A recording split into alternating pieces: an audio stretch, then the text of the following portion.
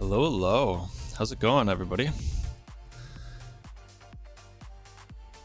Another week in the bag. It was kind of a busy week. I had intended to do some stream stuff, but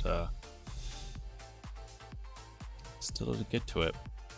A couple things that I've been really thinking about and wanting to make time for include we have our chat, which is hopefully is working. We just got a message. I guess we're down here, aren't we? We just got a message. I don't know that the chat is actually working at the moment. So we're gonna have to deal with that. It's fine.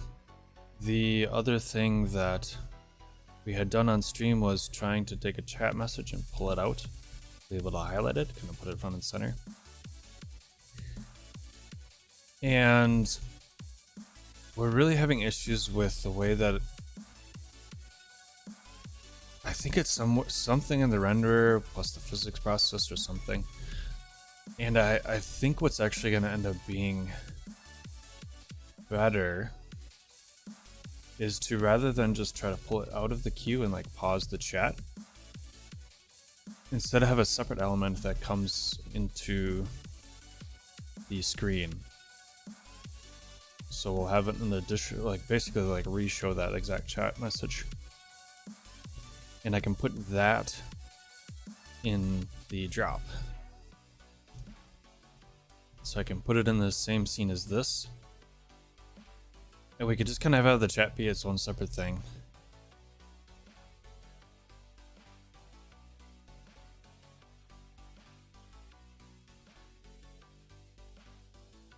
Did I break that too? Wow. I know when the past handful of streams we've been running off of the like local version. I thought that I had.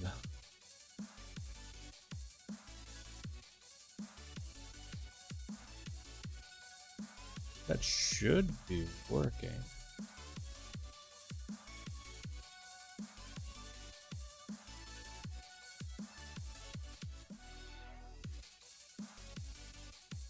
Well, that's annoying. So I guess we got multiple, put that on the list of to-dos. But if we put it in there, we can have that drop and kind of just have one physics thing that everything interacts with, and then the chat can just sort of be its own separate thing. I think that's going to be a little bit easier to manage because we were getting into this weird situation where we wanted to be able to put chat in sort of physics space, but still be able to control it, which I think is... I feel like it's something that is reasonable to do, but at the current stage of where Rapier and the React 3 fiber integration is, just not having it.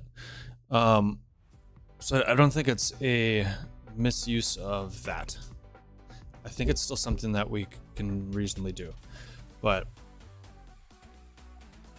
or something that code base should be able to do, but I think it might just not be there yet. I believe. All surmising on my part. So I think it makes sense to just split it out, and I think that'll be easier just to manage, at least for the time being. We can always combine it later. And I think that'll help too with because the chat messages have a different camera than the drop. And it's been sitting in the back of my mind, how am I going to reconcile that? Because if I move to only have one camera, it's just going to get real weird.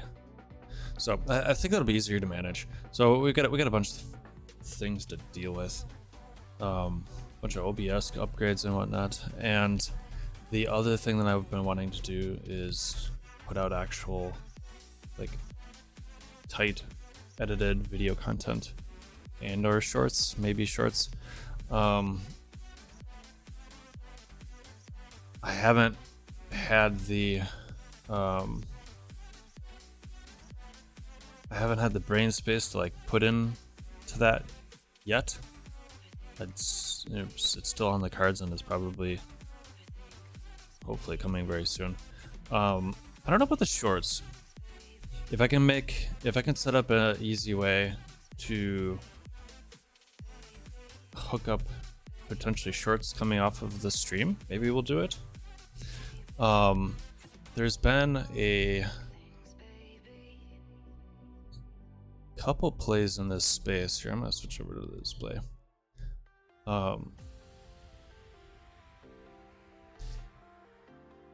There is a streaming software.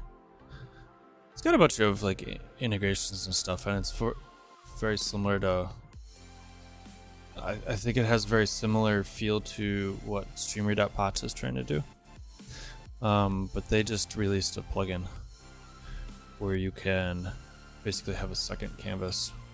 I'm not sure how this computer is going to handle that, so I might need to hold off on that until the next computer upgrade happens. Yeah, so here's the Atom.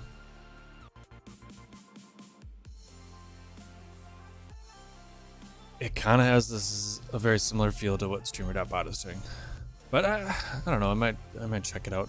It is a paid thing, so you know there's that as far as consideration goes, and it's got some support for things. I don't know. I don't suspect I'm going to move away from Streamer.bot because it has some neat integrations that we're relying on. But we might end up trying this vertical plugin. Either way, though, today we are continuing a little bit with our playing around with elk-native and that Tauri integration wrapping elk. We have written a little bit of code.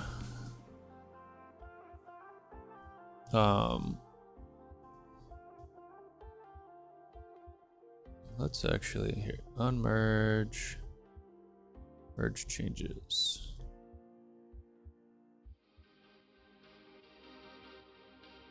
Did I end up getting this to work? Cargo, Tauri dev, is it? So what we were playing around with the integration, sort of getting a feel for. I haven't used much Nuxt, so some of it was getting used to how Nuxt is set up. But what's been nice is that this has served for myself personally, but you know, just those on the Tauri team that are also looking at this in actual like a real world use case, and it's nice to have that rather than just sort of having all these contrived examples. I think that seems to, well, this is still the Nuxt. But what we were trying to do, there was two things that we were working on. There is, besides experimenting, we were looking at doing system tray stuff, and we were looking at doing global shortcuts. There's a global shortcut or hotkey. No, yeah, it's global shortcut. We had been calling it hotkey, and then we changed it to global shortcut. I don't remember the background of that, but I think it's a historical considerations as far as terminology goes. So the reason we were using the global shortcut was because we want to try to mimic the events that one might see when they get an update notice to update the app. These are all logs from the front end piped through to the back end effectively.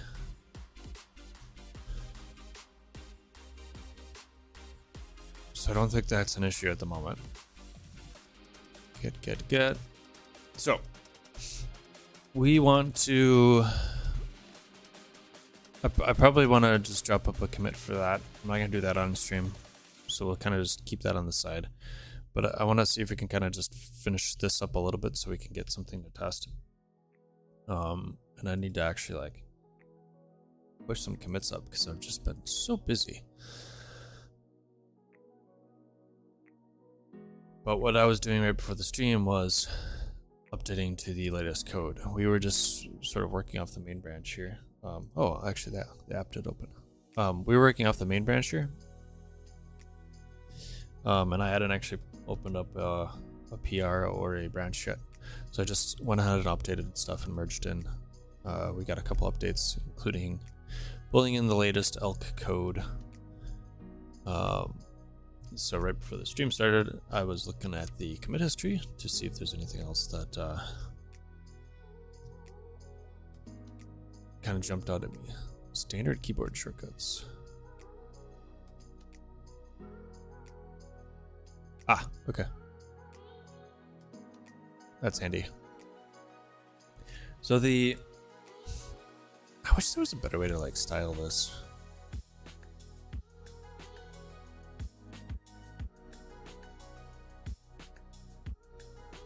Either way though, it started, it's working. I think I've resolved all the issues.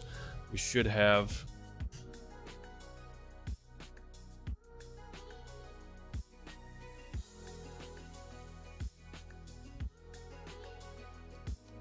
so our system tray stuff still is working, and then the other thing that we were working on was the global shortcut code. So if we press Control 1, we should see an update message.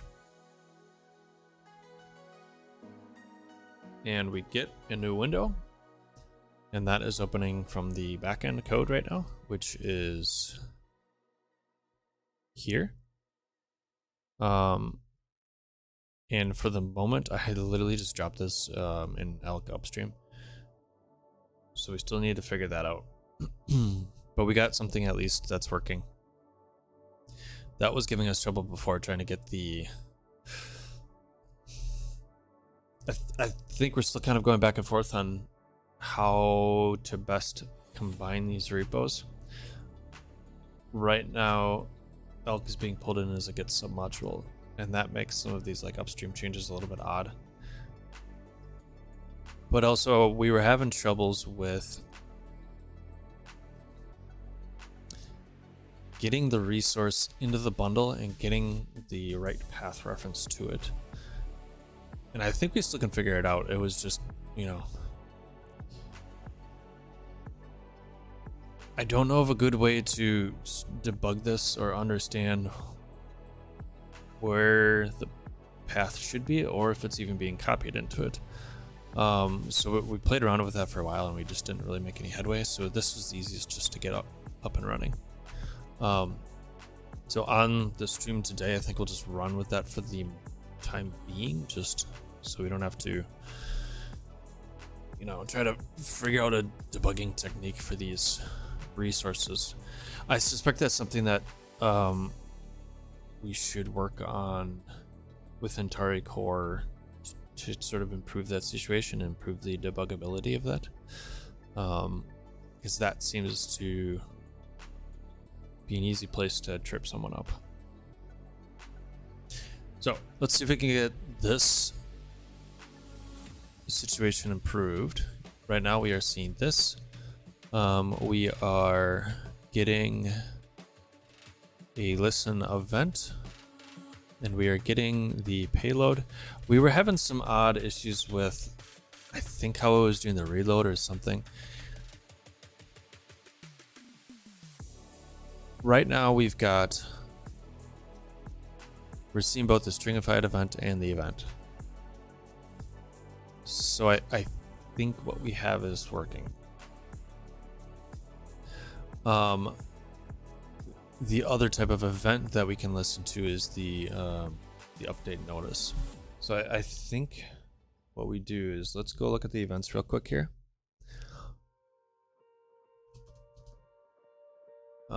There should be an update event.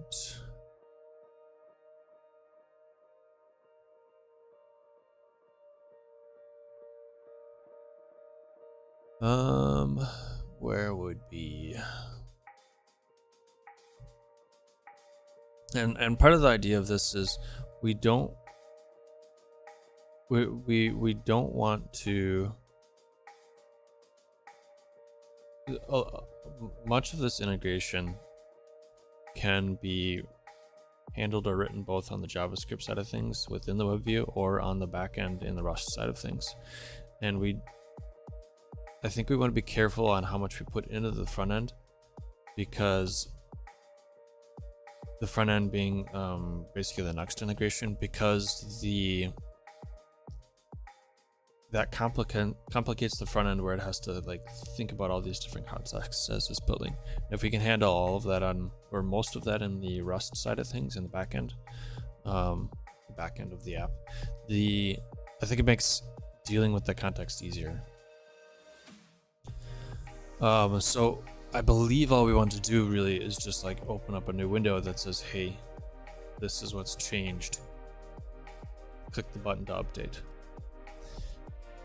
And then basically pass that event back to the backend, and then it handles all of the updating. Because that is something then that we can hook into the front end. Front end also has a PWA, a progressive web app, which will this sort of like a browser built-in, where it's a light wrapper around the web view, or in that case Chrome. I think it only works on Chrome or Chromium. Don't quote me on that. I don't remember if other browsers have implemented it. But if you have a PWA, it's downloading some of that content offline.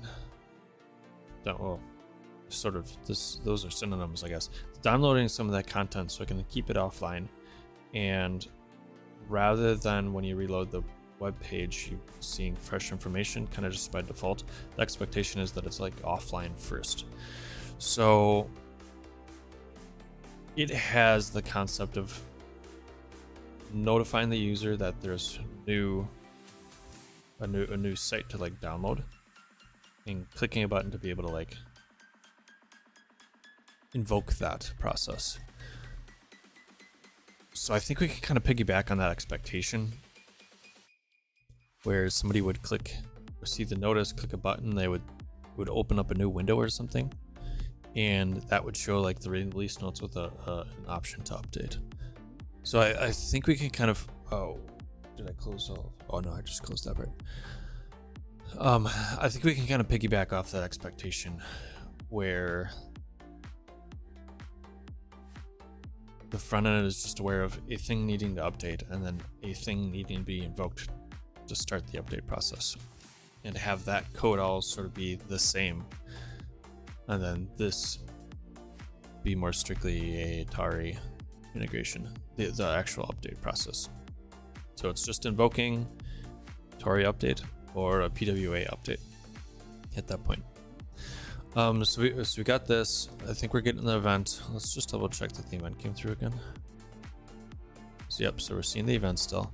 So I think we're good there. We want to. We're not getting the insert, which was odd. I'm not sure why.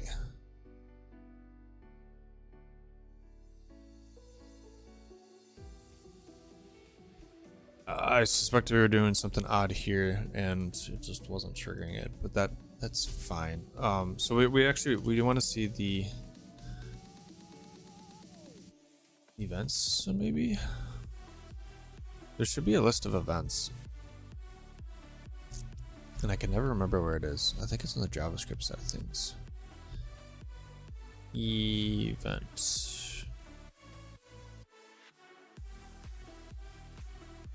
I'm not seeing anything. So we can check for updates.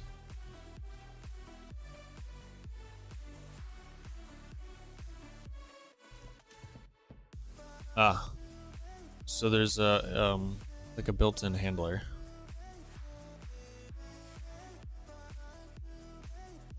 I don't think I suspect all this is doing is just adding an event listener.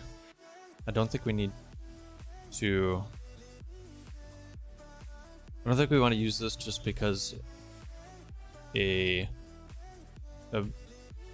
raw, I guess you'd say, raw event listener, I think is going to be easier to manage basically these like 2 entry points to it.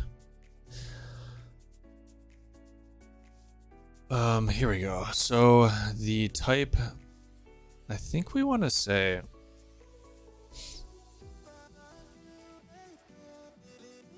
window created, window focused, moved. Update available, I think, is going to be the event that we're going to be listening for. There is a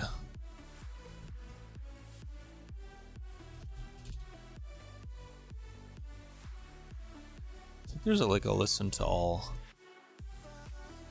Event listen.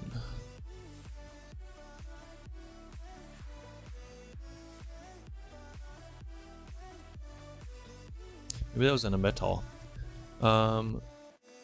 Let's do this and just write it down. And I think we'd end up basically doing 2 events. We'll just listen to 2 separate events, and we can just call the same function. We'll basically like pass this as a separate function. So we're getting the event. I'm getting an update notice. We're opening up the window. Well, actually, this is the window that's opened, and as this is opened, then we get a notification. So I guess we really don't want to. Come on. If we are opening up a window, that is going to be triggered. At least in this specific case,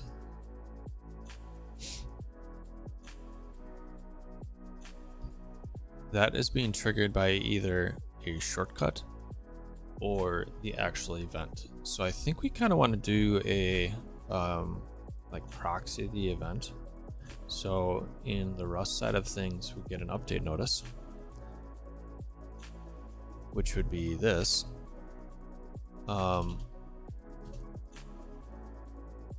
I think instead we also want to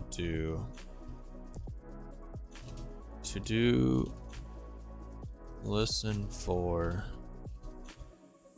this event and proxy to shared event.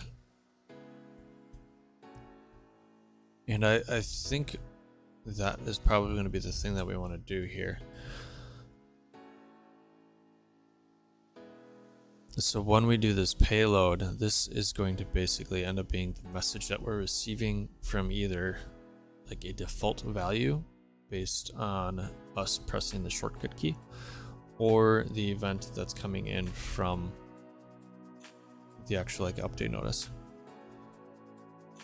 The update notice is going to be expecting a JSON payload. So when we get an update notice, the current version of the app doesn't have any files bundled with it that can like predict the future. So when an event comes in saying that there's an update available, that is going to include a JSON payload, and within that manifest, within that payload, there's going to be information about what changes are actually included in that. So I think we essentially want to like proxy that payload through to this event as well. And that's effectively going to become the message here. So I think we just roll with that message for right now. And what we want to do is show that in the front end. And I think the things we were discussing last time were when we get that payload that comes in, we want to be able to take in a type of content, which likely is going to be Markdown, and be able to display that nicely. So it's potentially going to include some runtime parsing.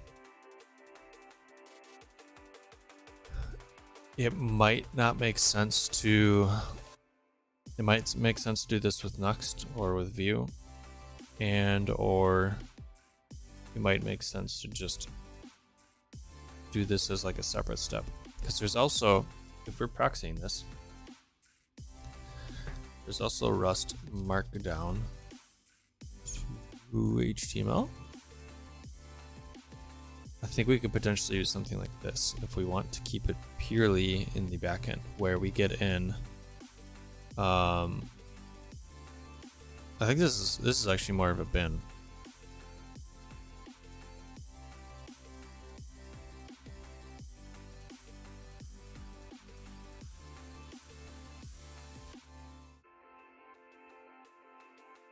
So this will, so there's binaries. This is all binary as well. It looks like potentially we have a Rust interface. So we can use this markdown to HTML. And like we could call this as part of the proxying. We take in a string expecting it to be markdown.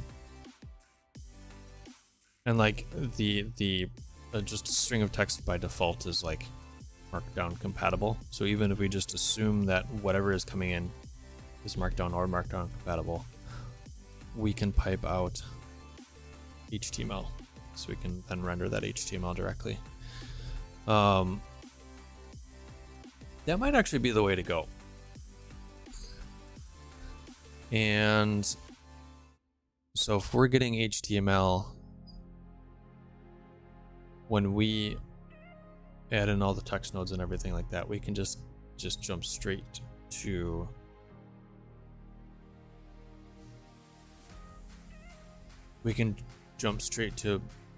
here's a string that is actually HTML, just display that or render that basically.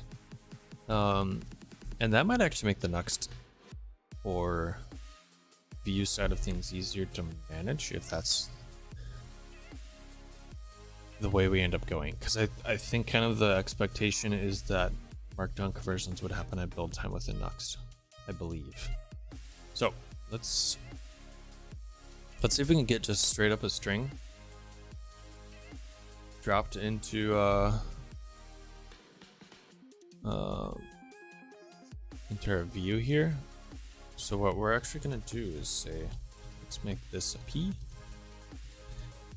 and that P. So now when we get an event, this event here is going to have a message, of which the message is a string, or is a HTML stringified. So I don't want to do this. We should now be able to say, let's go vanilla.js render stringified HTML.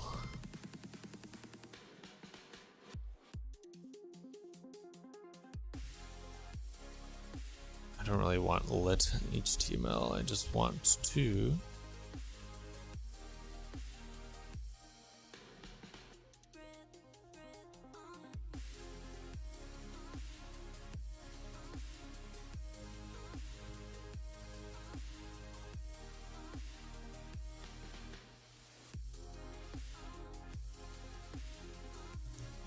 I think we can kind of just do this.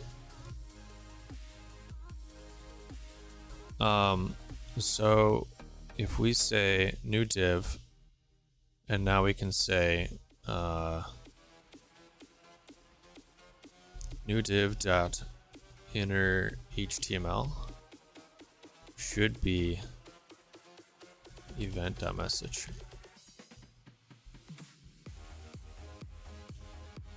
And then we can insert it. It might be easier to straight up add a container here that we're just, rather than us appending it, just add a container that we're modifying. But we will try that next if this does not work. So here is our, do we see this? We weren't getting that event again. We were running into this last time where I feel like that event isn't always running, and I don't think that's I think it's something to do with the hot reloading, potentially. I'm not 100% though. Oh, here we go. Now the update notice went through.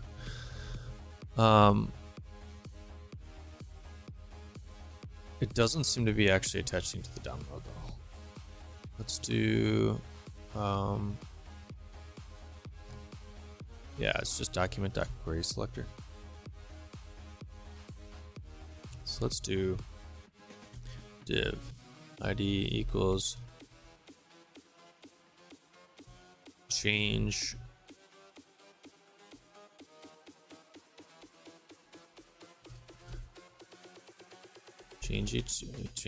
container. Container feels good. Change container.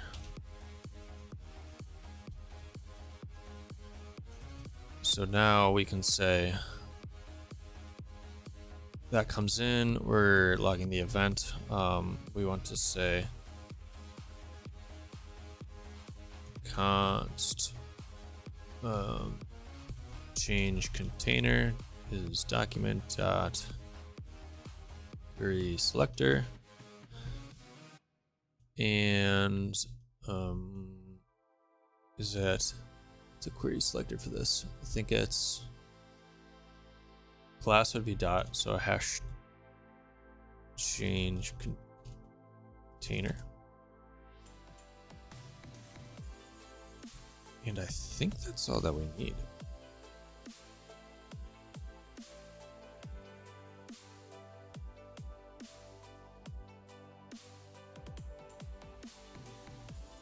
Should have left the dev tools open. Yep, that didn't actually refresh. So there we go, there we go. Close, open up the window again. Yeah, see, this is the, we don't have the div there.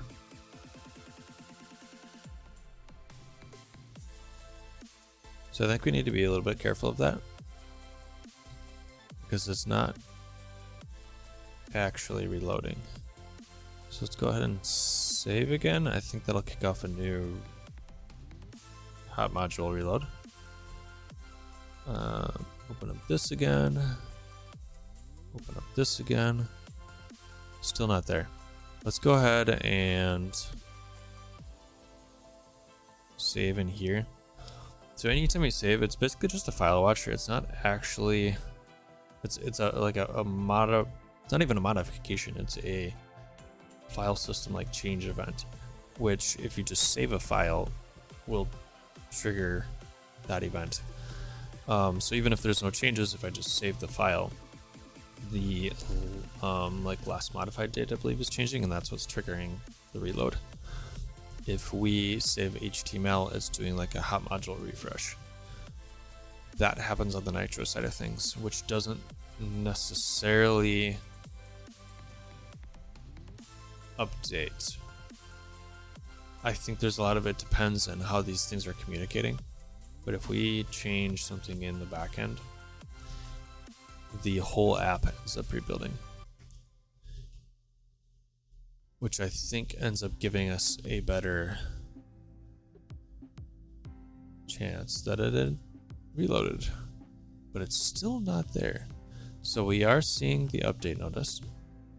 We are seeing the new message. We do not see this div that we created.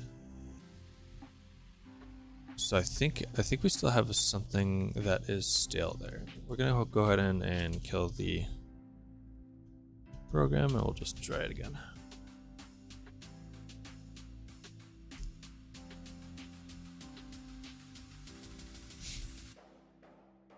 So the idea here is that we can do, let's go to the code as we're waiting for this to rebuild. The idea is that we can essentially take this bit right here that is setting up a global shortcut. I guess more so just this bit here. We can take that and put in a, I believe it's a decorator. I believe that's the terminology that Rust uses, to only bundle that or compile that well in like development mode. When you're building it for production, just skip it. We just want to do the event, the update event. That's the only thing that we care to listen for. Then in that way, I think we can set this global shortcut manager registration to only be a dev mode thing. All right, so we have this. We do shortcut. We get our hello. We are still not getting this to update. Now, why would that be?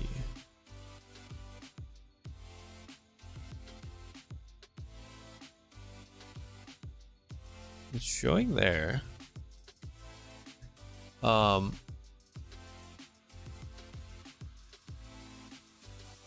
this is where the like questions around how the module reloading and whatnot ends up working with Nuxt.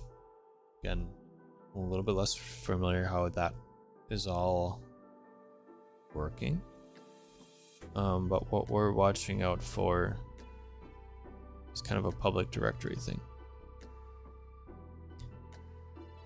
Here, that might only be the expectation there might be that when you're running a dev server, that only is copied over like once.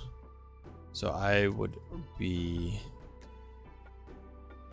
willing to guess that we are actually getting this, which is why we're not seeing it update.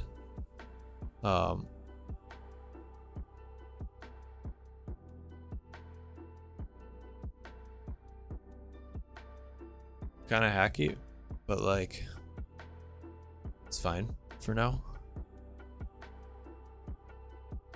If we do this, I think it's going to be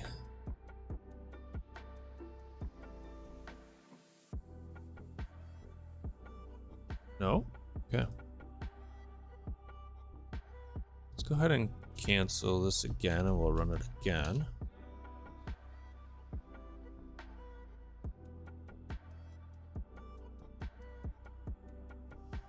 We'll see if now it's going to pick up that updated file.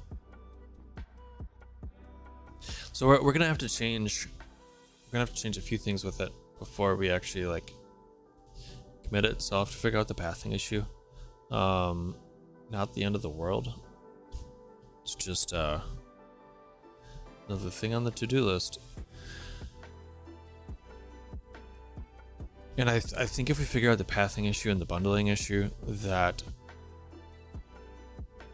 I presume that we're doing something that isn't terribly well supported in Nuxt as far as putting it in the public directory and expecting it to module reload. Just based on my usage of other static site / SSR type generators. Okay, so we've got that. We do that. Are we getting a div? We are still not getting a div. Where is this caching?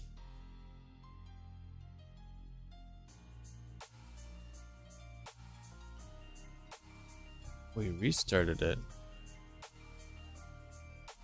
We should be getting this. It's in public. There's also public dev and public staging. I honestly don't know the difference between any of these. We could try doing cuts, because I'm not expecting to like keep this around forever. If we put it here,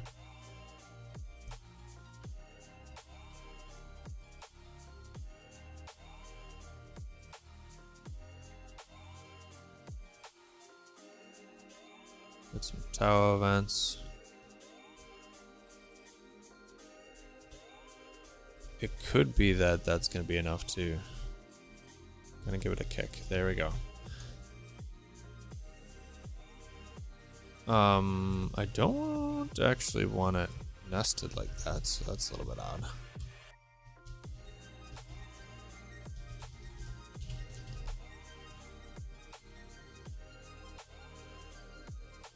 We are getting different ESLints now, because I think that there's sort of a different expectation between those folders. But are we getting the reloading now as we would expect? Okay, different div. That's good. That's good. We haven't seen the event come through yet. There we go. It hasn't actually changed that though.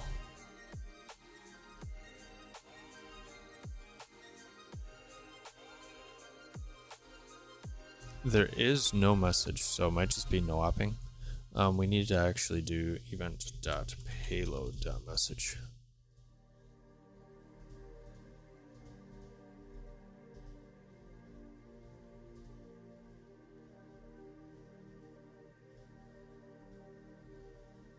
I don't think that's gonna modularly load. So let's go ahead and do this. Open it up again. No event yet. It's gonna take a second to come through. We were running into this last time too.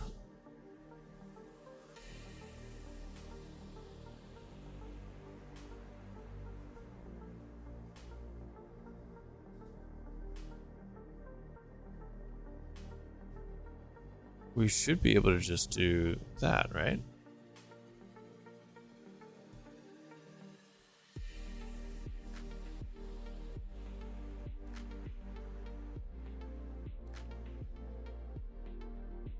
I'd really need actual... The set inner HTML, I believe, should be fine.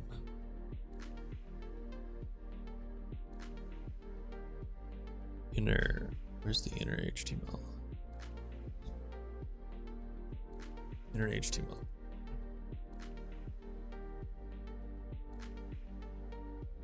So you can read it. You can also replace it. So this is specifically on the document.body.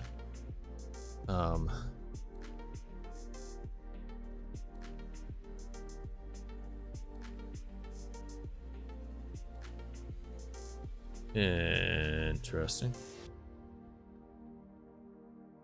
Document element.inner.html. Okay. You can also append.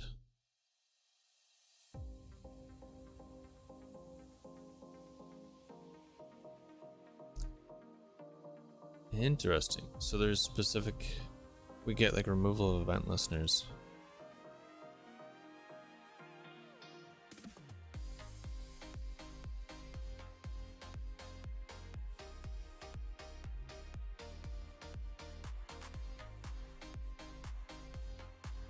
So what is this saying? So this is saying alert. Yeah, that's harmless. Yeah, and so I think we kind of want to... Oh, there's a set HTML. Okay. What does that look like? Oh, experimental. What are we looking at for support though? Nothing for Safari. So to look at this table again real quick here.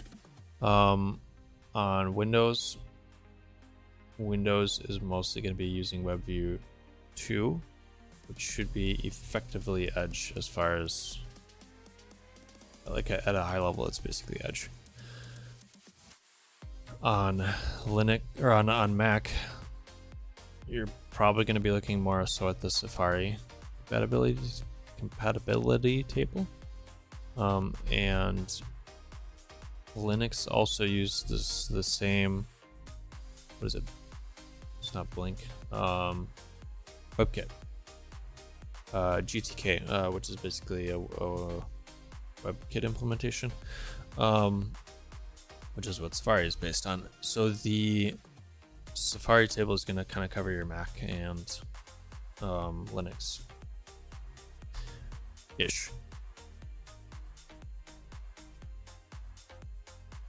So anytime you're using any of these things, you kind of want to see this. Like, that's kind of really good support. I mean, that's as good as support as you can really get, honestly. So I think we want to stick with inner HTML, at least at the moment. So why isn't this working? It's very odd to me that we should be able to do console.log and change container, make sure we are getting the appropriate node. And we can also log out the message.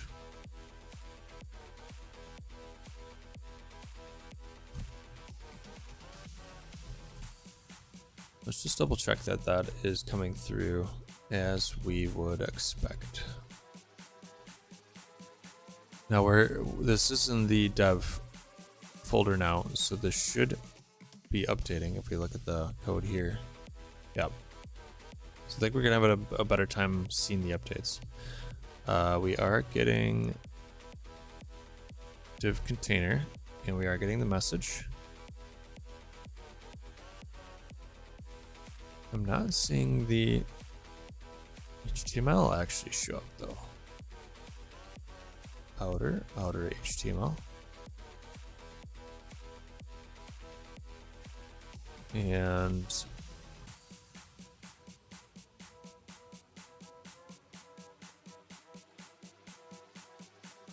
inner HTML is empty.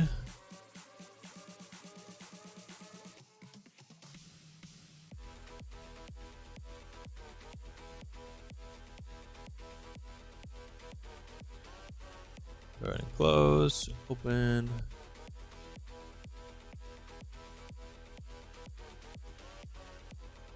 It is kind of odd that the event takes so long to come through. So we're getting an event notice. Yeah, see, it's just like, I wonder if I wonder if there's something in Tauri that's blocking that. I know we did a bunch of security type things towards like the Tauri went through a whole audit process, and so we kind of got up to like what could be a Tauri v1, and we went through a rather long audit process because the security of it is important. And some of that might have actually been locked down, and it was a long list of security considerations.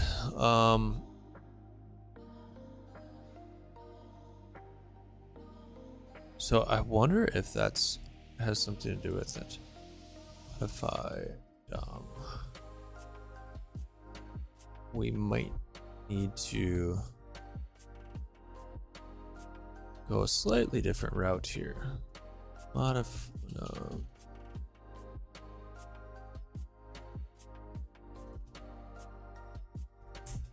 see if anybody's asked about it yet. Web view DOM. And that's fine. Let's keep with web view in front end feature.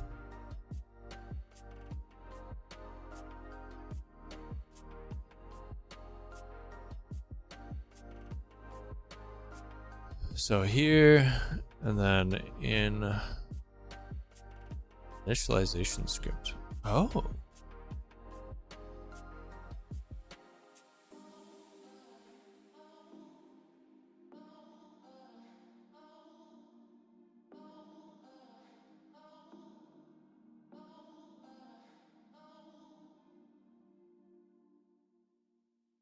Actual DOM manipulation has to be done through JS. Okay.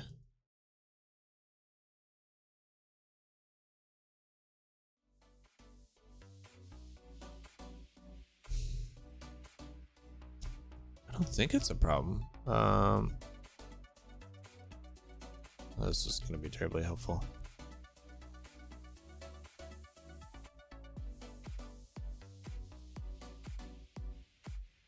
Template is not recognized as real DOM under the direct loading method of an HTML file.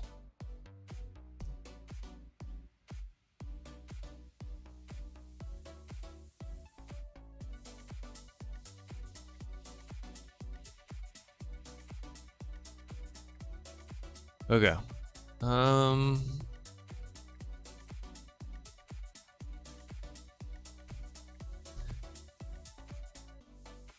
This is kind of an interesting thing to me. Multiple web views in one window. Not specifically because of the multiple web views, but like a GPU render on top of a web view render, or vice versa, to where you could use a web view as like a HUD on a game or something like that. Kind of an interesting use case. Ooh, what is this?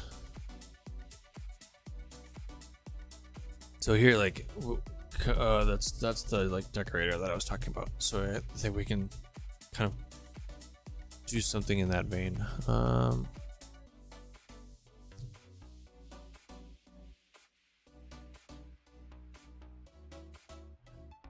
Interesting. So what would, I mean, we did get things to append. So I don't think it's necessarily a use insert adjacent HTML.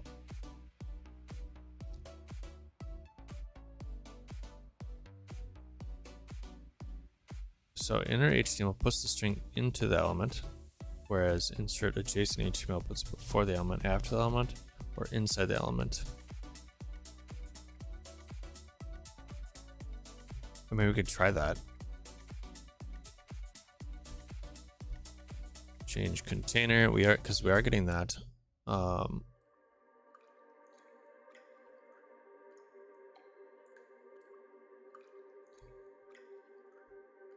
we're going to keep this console.log at the end here, because if this is triggering and we see that console.log, like, we're getting an odd no-op where it just like hits the HTML part of things and just stops, which is confusing.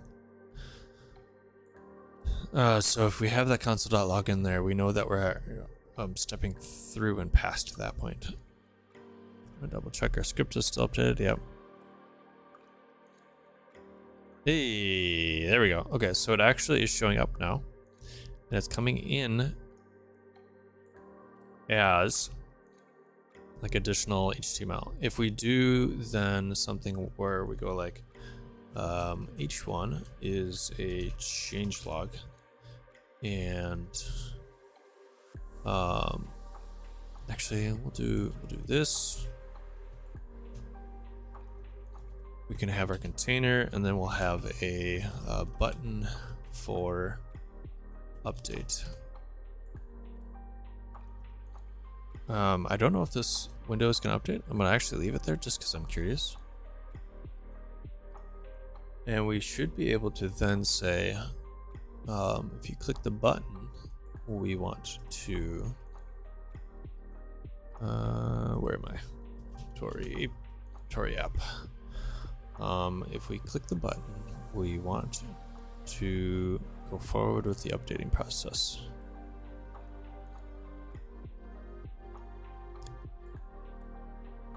And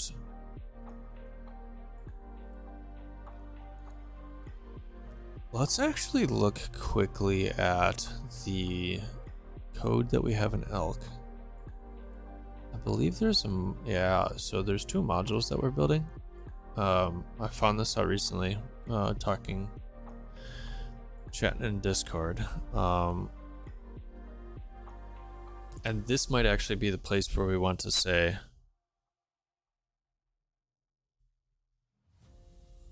like, that kind of stuff. It's removing files. So if this is adding things and adding imports.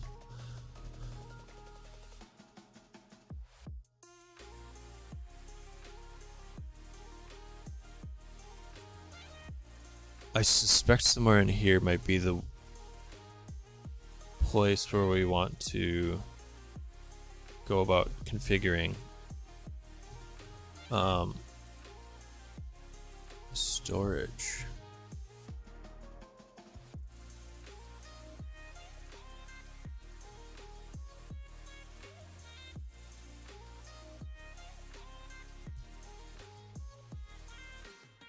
So So we do actually potentially have some stuff in here.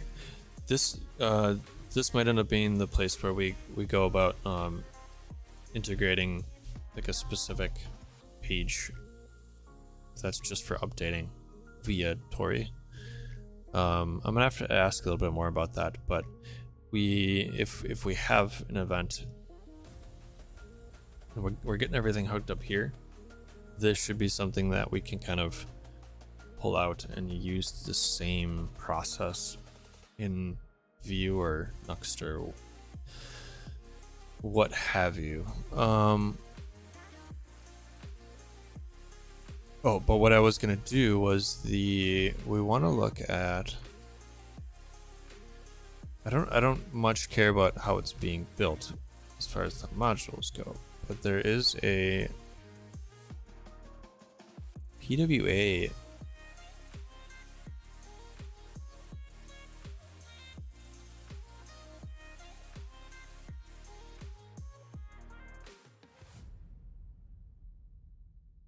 No. We reference PWA in here somewhere. Service worker. So the service worker works in tandem with the PWA stuff.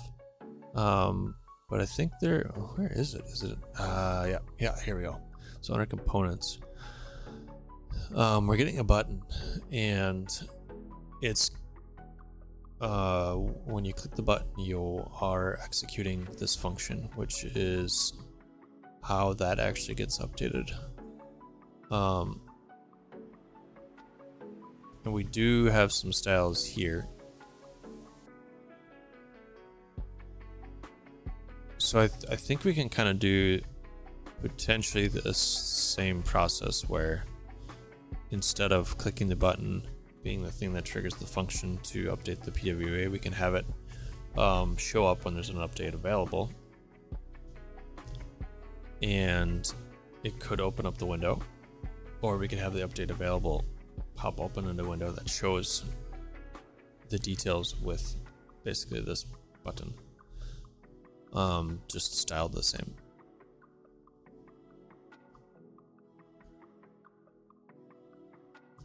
I suspect updating or popping open into a window feels like the better option, but I'm not entirely sold on that. So essentially what that's doing then is just it has a button where it kicks off the actual update process. So I think maybe the easiest way to deal with it right now would be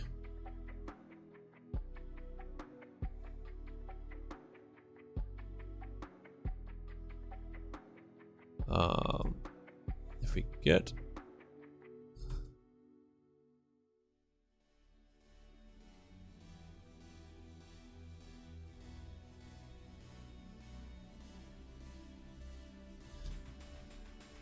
on click equals this isn't going to put it into the global. We're not going to have that available in the global scope. Nope,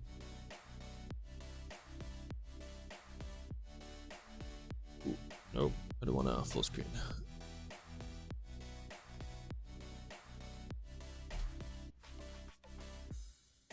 I'm tempted to say throw this in Rust.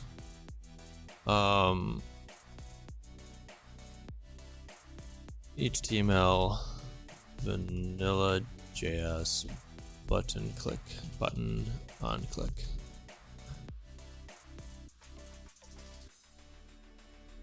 So this is the other thing we can do. We can add a click listener then for the clicking that button.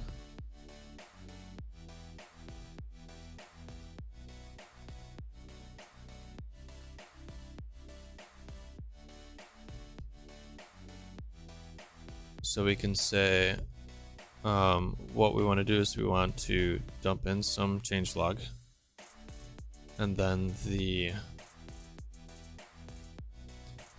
up here we're going to say update button equals document query selector we are going to also use an ID here, update button, and then here we will say ID equals update button. And now we have a reference to it, and we can say we're going to add a click listener. The is it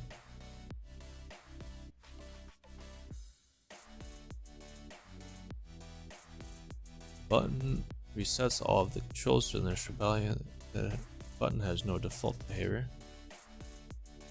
Yeah, so I guess we want to say button is button. But we can also do a, because I don't want to submit, like form submittal.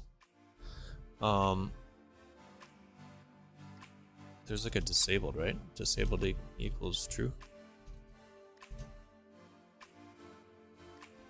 So it's going to start off disabled. And then what we can do is once we insert the changelog, we can then say update button dot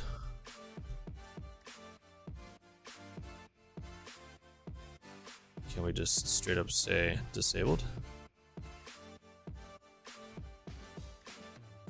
I'm not sure that's gonna work, but we'll find out. And that should make the button clickable. And now when we, for event listener, when we click it, it should only be able to be clickable when it's disabled as false, which happens here. Then we can fire off an event.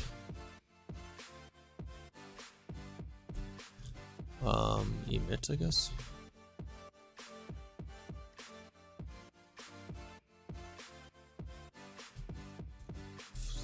Fine.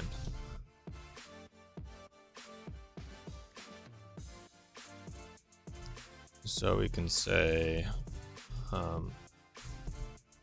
async. I'm gonna just leave it as a anonymous function. Async event. If the clicked element doesn't have the right selector, bail. I don't really feel like this is necessary, but that's probably something that is worthwhile. We don't want to follow the events. I'm okay with that. Here it's logging out. What is the options? Okay, options is false. So then what we want to say, await emit. And what does the emit event have?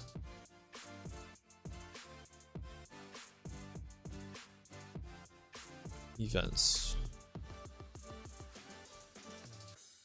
So we should be able to emit, and this is going to be, we're emitting it to the backend. So we need to also have a listener to wait for this, essentially.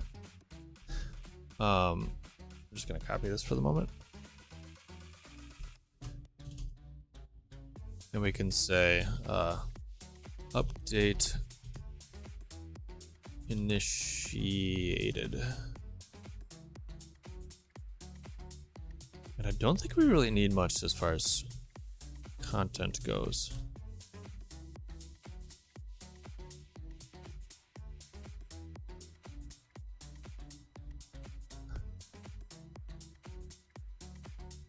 Update, I don't know. We'll just say update true, just so we have something to go off of. Strings must be single quote. Kind of just wish I had things, is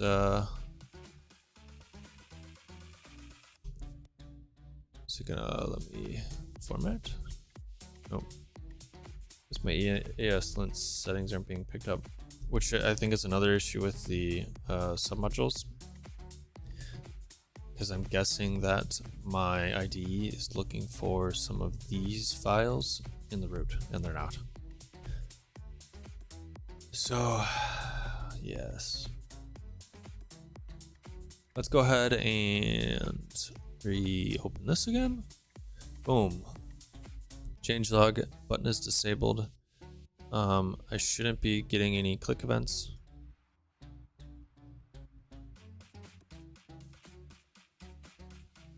Changelog came in. Now we got an update.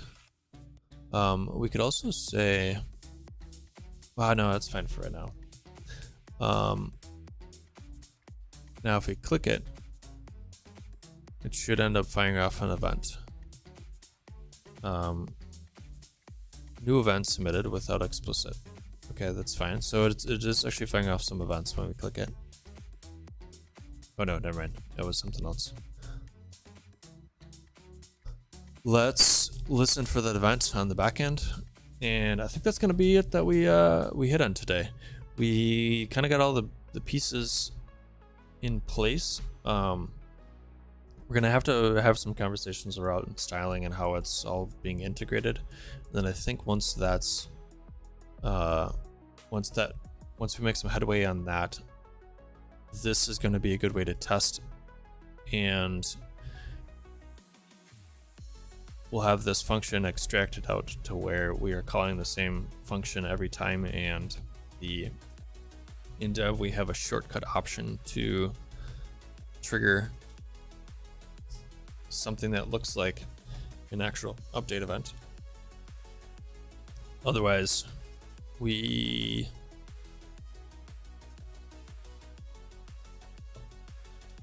in build and in release, we just use the event that would come from a normal like update event through the Tauri updater. I think this is going to be really useful. All right, so we want to listen to event on the back end. This is probably going to be best. Our oh, we got the release notes back. I think that went away at one point. This is getting squished in this. This is good here. Like that breakpoint is just a little bit awkward. That breakpoint is where the release notes and those things come in. Where do they go? Do they just disappear?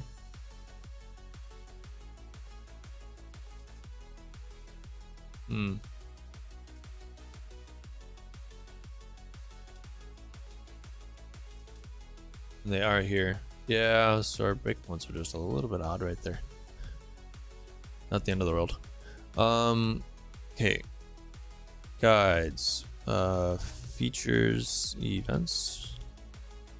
We want to listen for an event in setup. Listen to the event. Emitted on any window. Unlisten to the event using the ID return.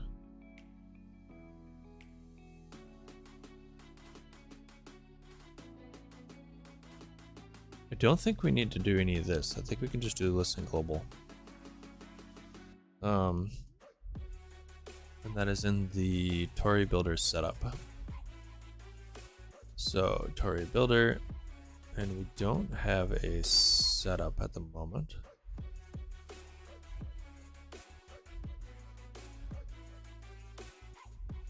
So let's just go ahead and copy this whole chunk right here.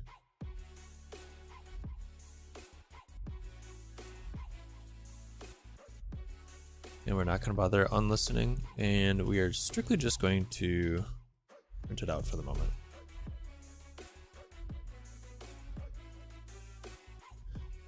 Change stuff in the back end.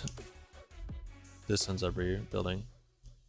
Usually a hamburger menu. Tauri most likely uses DocuSource for this. Yes, Tauri does use DocuSource. I set it up initially, so that's also how I know. Some of this is custom formatting though, and usually hamburger menu. Yeah, some of this I think is potentially due to custom formatting. That breakpoint gets a little bit awkward. but you know, there's reworks happening. We've kind of, I don't mind Docusaurus. It works well for spinning up a site quickly to be able to give a team time to focus on the actual content, which is what really matters. But we've reached that point where we have content and the structure and defaults within Docusaurus are, what's it causing us issues? But we've scaled past where the benefits of Docusaurus start to run into the cons of Docusaurus, I guess. And some of that isn't necessarily Docusaurus's fault, but the way that the API docs are done, the type doc integration is just, we tried to serialize type doc to Markdown, and in that process I feel like we end up losing a lot of the fidelity that comes out of type doc. And we were doing the same with Rust, and we had the same situation enough to where the easier win was just to point to doc.rs.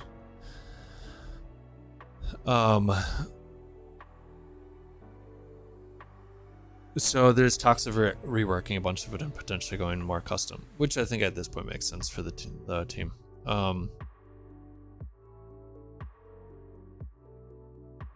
Because I think we have the bandwidth to where we can make it more valuable. You're using Docusource as well. There's a plugin for TypeDoc. Yes. So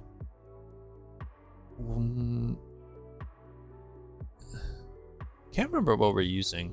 A lot of this too, like we made the decision to use Docusaurus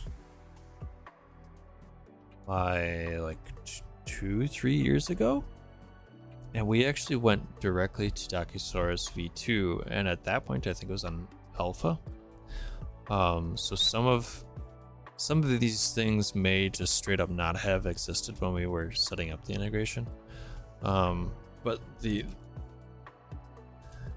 the advancement of TypeScript relative to TypeDoc is sort of unfortunate. Like the team that is supporting TypeDoc, or the members that are supporting, well, not really members, the contributors that are supporting TypeDoc are not the same that are supporting TypeScript, which means that the attention that TypeDoc sees is,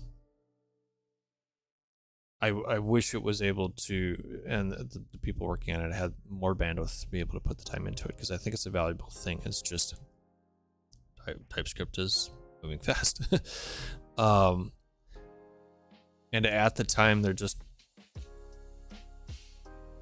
the process for TypeDoc and the TypeDoc plugin. I think we were using the TypeDoc plugin originally, and then we ended up, because it was really losing a lot of fidelity, we spun off our own and made it a little bit better, but it's still, you lose a lot of fidelity with it. So the company that I work with, we did this. This is also Docusaurus. Completely custom header, partly because we wanted to be able to point to multiple Docusaurus sites that are completely separate for different open source things that we work on. But we ended up doing, we just went with the pure TypeDoc output, because like this is just so, like the fidelity is just so much better than what we could get out of having a step to convert to Markdown first to where Docusaurus can then read it. No wave. A little bit distracted here, but I do not mind it. Docusaurus TypeDoc plugin.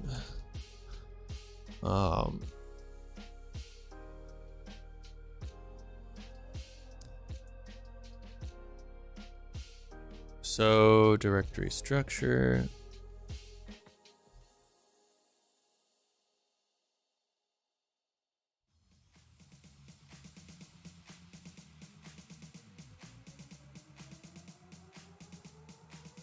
Doesn't really have any information on what it is doing. Is this in the main? Okay, so it is still is that Tyler? Tom Gray. So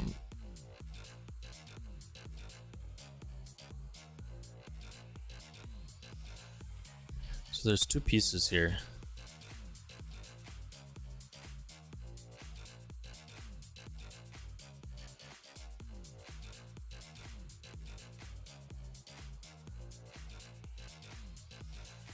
Trying to see what the default example is. I don't see.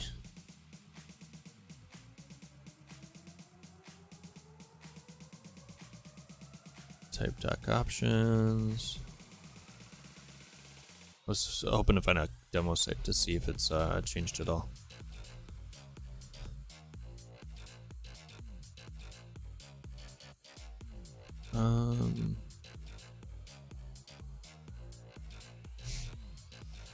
Trying to think too. So part of the reason that we're looking at going more custom too is because we have both Rust and JavaScript, and they kind of interact.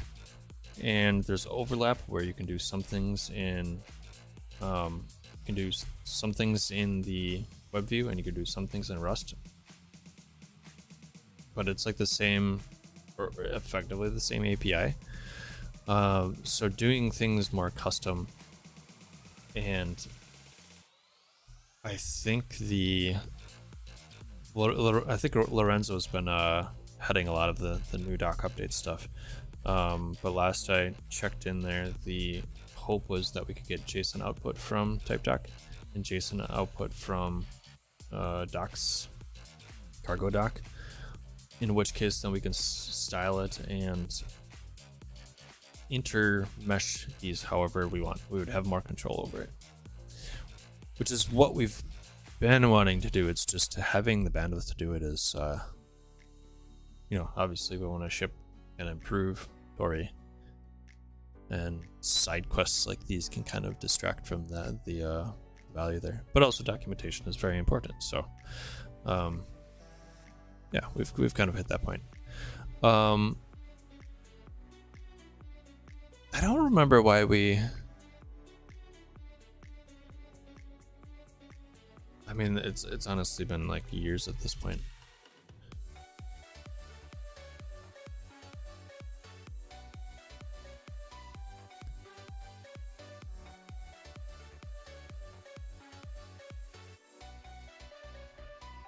We did stick in Mermaid as well.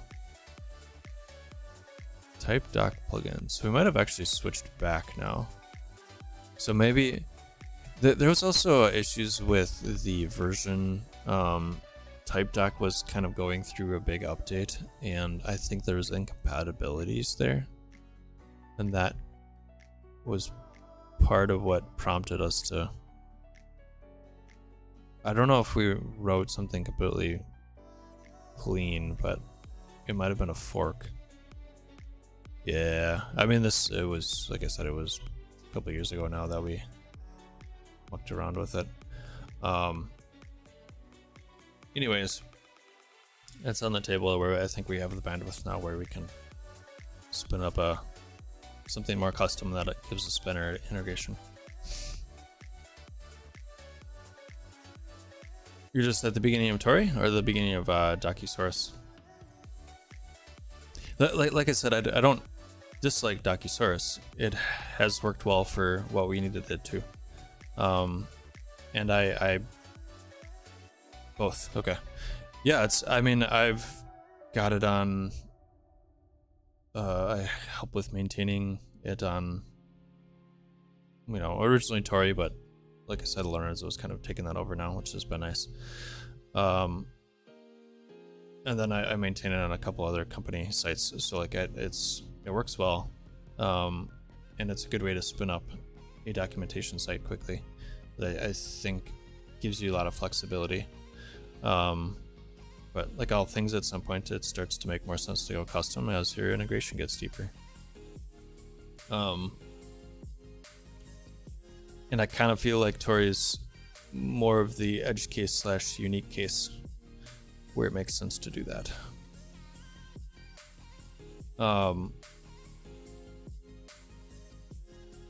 And yeah, it's that type doc integration is kind of the thing that really it's just you lose so much stinking fidelity, and like that's not necessarily a Docusaurus issue. It's more of a type doc issue. If it's not even really an issue. It's just bandwidth to like push it forward, and their default export or default thing that type doc creates was HTML, and that was the same thing with cargo doc as well. So just being able to take and have a different output to where it gives you more control over how you want the HTML to look. And like HTML isn't necessarily always going to be a preferred render target.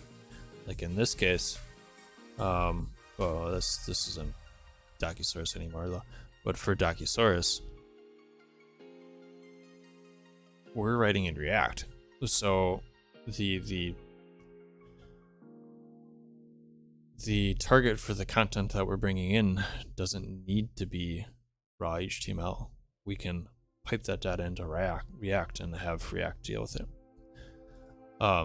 So it's integrations are hard. Open source is a thing that needs time, and we need to be able to find ways to fund these things because people can't spend their free time on it.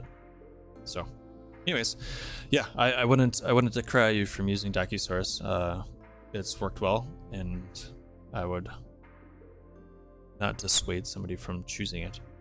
But at some point you might, Tauri is kind of an edge case. We want to do much deeper integration. That's not necessarily just a Docusaurus consideration. Okay, so we should be able to see the event now. And I think we saved it all. We get our changelog. We see the initial console log for that module running. We get our event. Now if we click the event, we should see an event being fired. I'm not seeing that.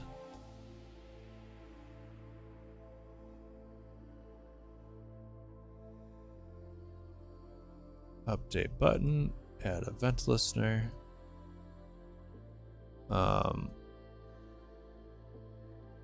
Let's go ahead and put something up here so we can be very certain that we're getting to that point. I could have the wrong value here, so we might actually be just exiting out.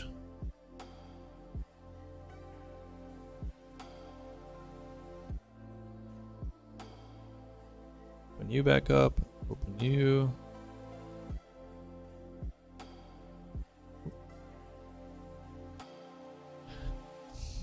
The time that it takes to wait for that event to come through is kind of...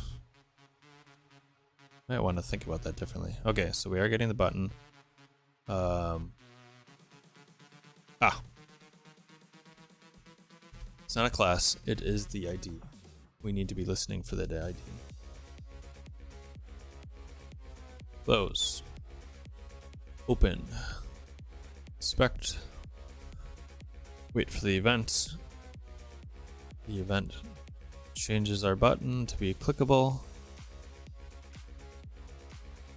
We see both events, and are we actually printing out in our backend? We should be printing out setup, listen to the event. We want to listen to an event. Did I spell that right? Yeah, okay. I mean,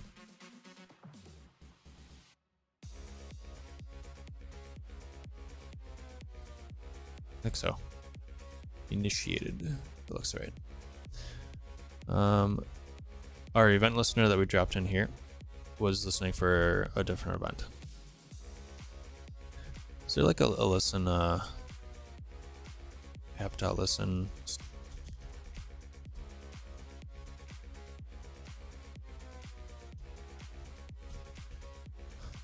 It might be something when we want to put in the logger.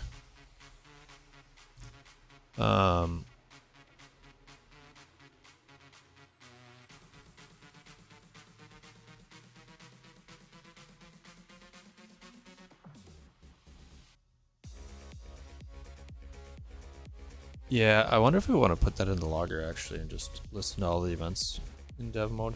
That might be something that's useful. Okay, it's rebuilding again as I saved. We'll see if this works. If this works and we're seeing the event, I think we pretty much covered everything that's going to be worthwhile. Yeah, that's fine. Unused. We don't need to be using it right at the moment. If this works, I think we've pretty much covered all of the like prototypey things that we would want to do to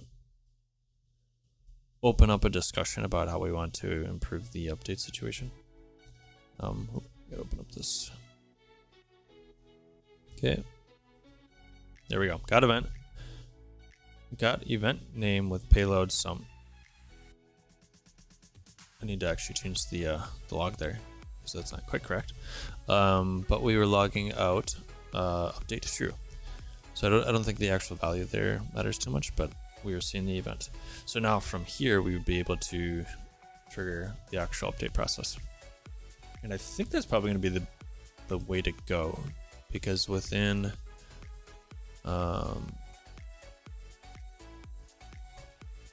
updater, JavaScript.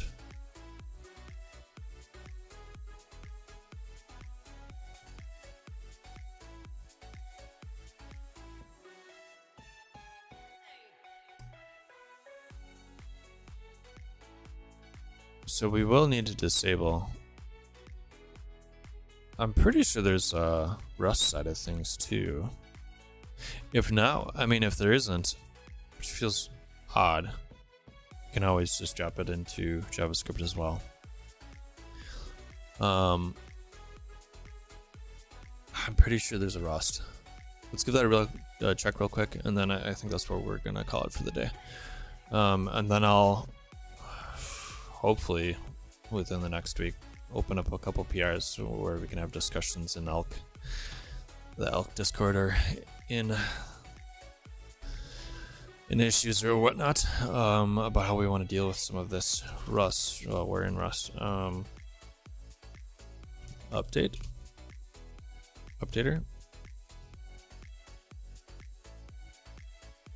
So here we can listen to events. So this is going to be in the same. We've got an app.run. To actually integrate this, we have a run event ready. So when that's ready, we are listening to this. We can also do updater, and then we get a bunch of the updater events. So we'll want to do that as well, and then in that case, this custom code that we ran, we made it when the download was about to be started. Okay, download progress, downloaded, updated.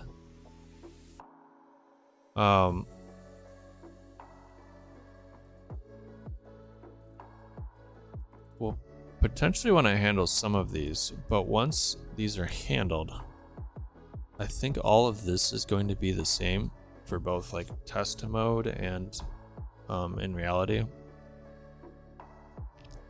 Some of this would be nice to see on the front end, but that is a little bit TBD.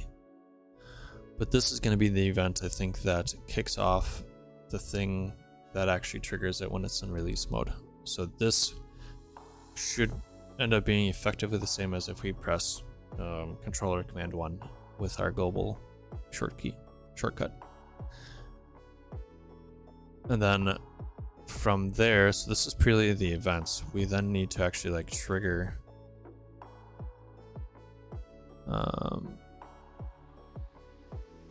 to listen, check for error message. You need to use this. Yep. Okay.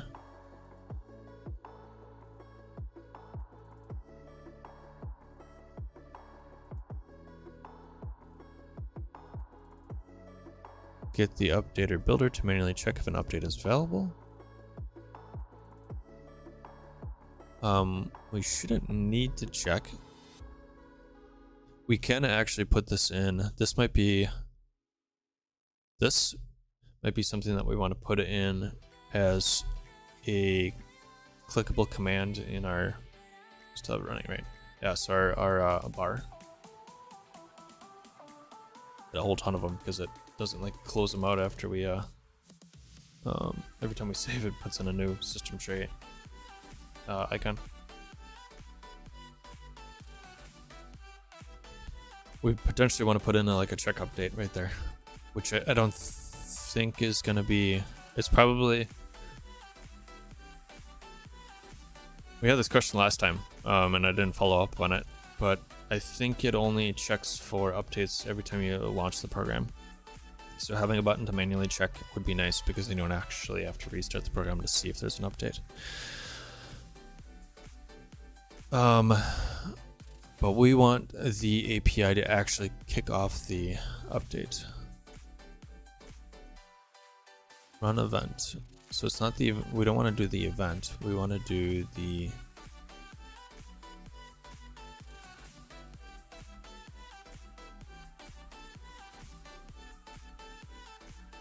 so we want to manually, okay, update builder. Because we want to manually update. Yep. Well, ish. You don't want to go like full manual mode.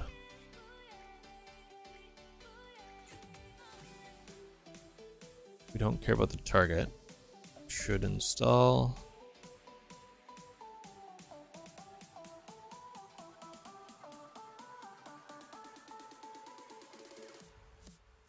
Okay, so here, we can always, it's always worth like checking after you click the button, because there might be a situation where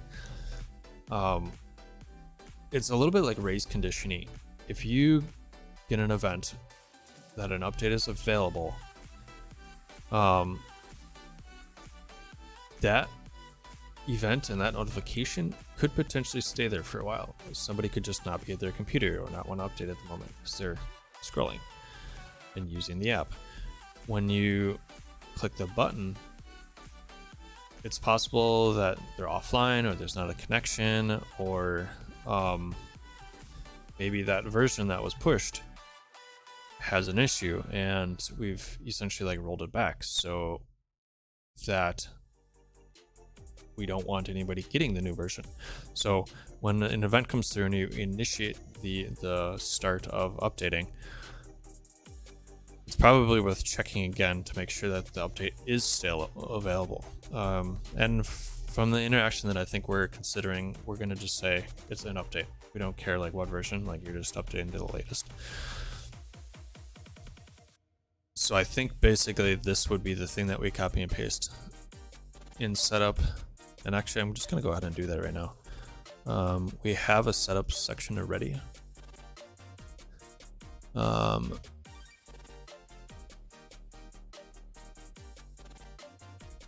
So I think we might be able to just go straight up like this. Do we have an app handle? No.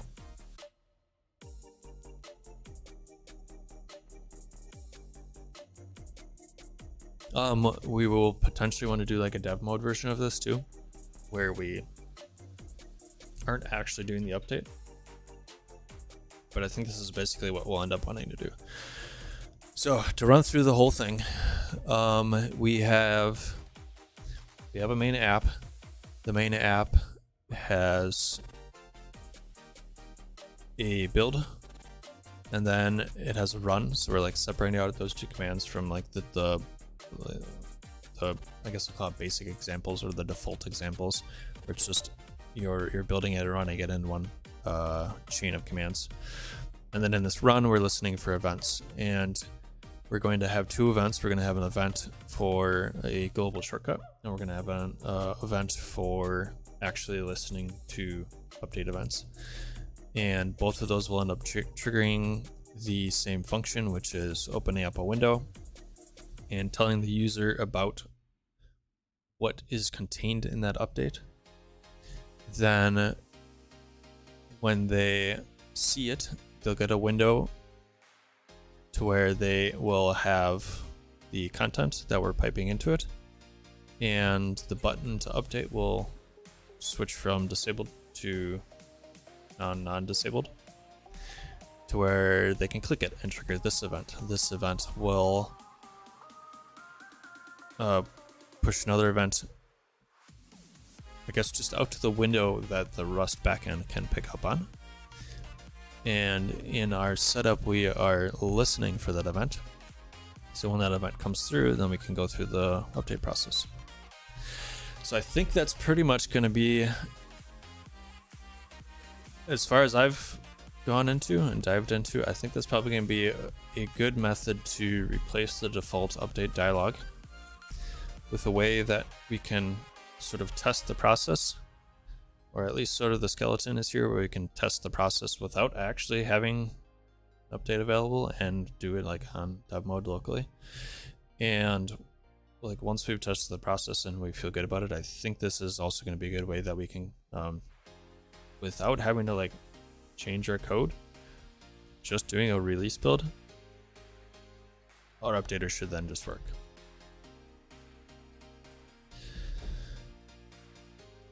So as far as elk-native goes, I think we have enough here to open up the conversation. I'll probably do a couple PRs and start opening up that discussion, see how we want to deal with it. And this is probably something that's going to end up making its way back to the docs if nobody beats me to it. Partly because that means that we have other Tauri core members' eyes on it, which is going to be valuable because I don't know everything. And my Rust is definitely not as good as some others on the team. But also, like this, if we can kind of get a process for this settled that is going to be applicable to many, that's core team member approved, I think that's going to be very helpful. Because the default updater works, but it's definitely not pretty. And being able to have that control over the updating process, I think, is going to help Tauri apps instill a bit more of a confidence in the app. So a user seeing a nicely styled update, I think, is going to be sort of like a confidence boost. Rather than just like a scruffy open source type app that a default dialog might be expected for. Yeah. Hopefully this is helpful. And this is, I guess, the third stream on this. I'll probably end up, as I settle a bunch of this, I'll probably end up making a shorter video on this to go over what we end up with and what we can end up pushing in the docs. So you don't have to watch like what's 6, 8, 9 hours of content, whatever it ends up being. Granted, some of that is the system view and just getting into elk, but yeah, I think that's where we leave it. Hopefully this is helpful. And next week, I'm not sure what we're going to do. I am looking at potentially switching off of streaming on Fridays because I know it's not terribly convenient for folks in Europe and further east because Friday. But TBD on that. John, question. Apologies. No need to apologize. And you know, obvious is a very tenuous word to use because what might appear obvious to me does not necessarily apply to everybody. So no need to apologize. Yeah, any question is fine. Does the Rust backend block rendering the web view like Electron does?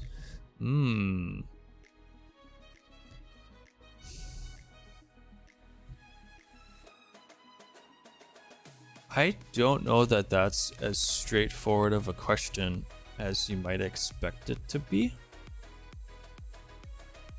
So I'm not terribly familiar with Electron, so very high level understanding of how it works. It's doing it's running Node in a local host, and the rendering goes through that local host, and with the architecture of JavaScript, it's single threaded. You can do service workers and blah blah blah blah blah blah blah. But I think that is the reason for, I'm presuming that would be the reason for rendering to be blocked in Electron. With Tauri, the web view is a separate, we can actually, here, let's open up in Task Manager. I don't know that there's really anything that I need to specifically worry about here. Do we still have it running? Oh. Expected that, found enum results.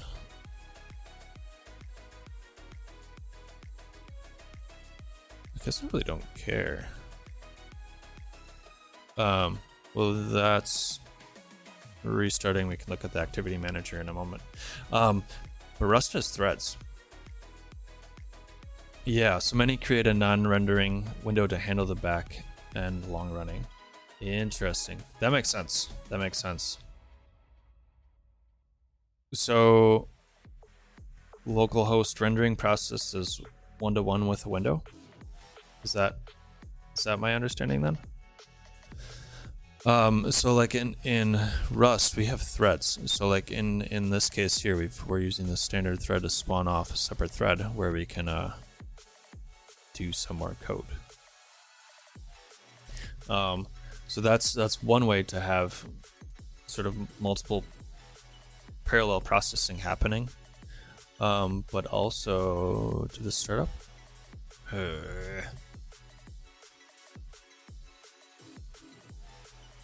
Yeah, I don't really feel like fixing this at the moment.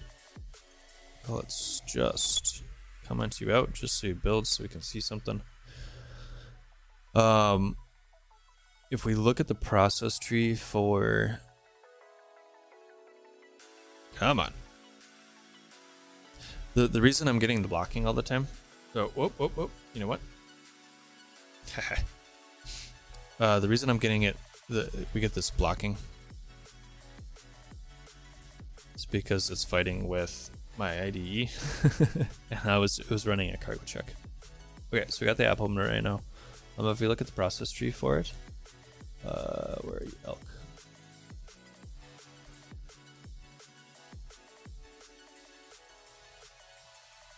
Unfortunately the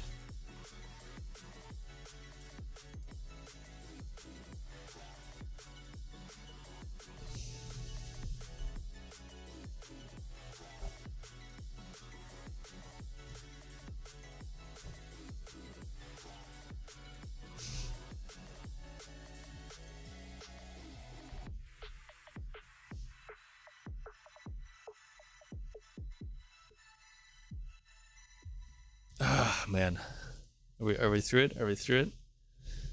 I have OBS, the recording thing, running as like highest priority, so I don't drop frames when Rust is rendering. Unfortunately, that doesn't work for like system resources, and Task Manager for whatever reason is like just, I open it and everything just crawls. I don't know what the deal with it is. I should probably actually use, there's a couple, if you're a Windows user, there's a Process Explorer, I think. I should probably just switch to that, or start using that more. But anyways, we have a separate web view process. So I think to answer your question, we've got a couple ways we can go about doing things in parallel, and I believe, don't quote me on this, but I believe the web view rendering process runs separately from the Rust side of things. So I think by default, it just renders separately, I think. And I know there's an event loop on the web view, and that happens down in Tau, I believe. But I want to say that's a separate thread. So I think, to answer your question, I don't think it's blocking. But that's something that is probably worthwhile to mention in the docs, and for me to know the answer offhand. Anyways, hopefully that helped. If you're not in the Discord, feel free to ask in the Discord. You can ping me, and we can get a for certain answer. But I'm pretty sure that's correct. Yeah, and experiments too would be lovely. I keep going back here, but I'm cool with it. There is a little app that we made experimenting with multi-windows on stream a handful of months ago. And the idea is that it's a small app that allows you to create multiple windows. And I mean, it's kind of a nifty little app, but also this was a nice way to explore, like, what does it look like to create lots of windows? Each window having its own web view. I think it came out to be something like every window that you opened had something like a 10 megabyte. I think it was 10 megabyte baseline. Like, basically no code in these windows. Web view is rendering like an HTML page with like an event listener, and that's about it. So sort of like the smallest amount. Every time you open up a new window is an additional like 10 megabytes or something, which honestly isn't awful. I kind of expected it to be worse. But that's sort of the like shared nature of the system web view renderer coming into play there. I think that sort of helps out with this situation. So yes, experiment. And those types of experiments are always useful, both as like a user, but I think that's potentially something that might make sense to push up upstream into the examples. Because if we had it's one thing to say this is how it was originally designed. Some of those things are very hard to test and make sure that they continue to stay that way. In this specific case, how it renders, I don't think is gonna accidentally be changed. That would be very surprising to me. But just having that experiment available for people to try. It's one thing to say that's the situation, but it's another thing to have an example for people to like open up and give it a go and try it themselves and see how it works. Making it easier for people to push the boundaries, I think, is going to be helpful for Tauri long term. Cool. All right. Yeah, feel free to drop more comments or whatever below, and we can continue this discussion if you have any more questions, John. Or in Discord or on the socials. Subscribe for more. Click that bell, all those YouTube things that I'm supposed to say, because anyways, have a good weekend. We will see you next time. We'll work on potentially changing stream times. We'll potentially work on getting out specific edited videos on some of this content that we've done over the past 6 months or so, now that we're streaming directly on YouTube. And got a lot of stream overlay things that I can catch up on, so things shall be happening. Otherwise, have a good weekend. I'll see you next time. Keep experimenting. Bye.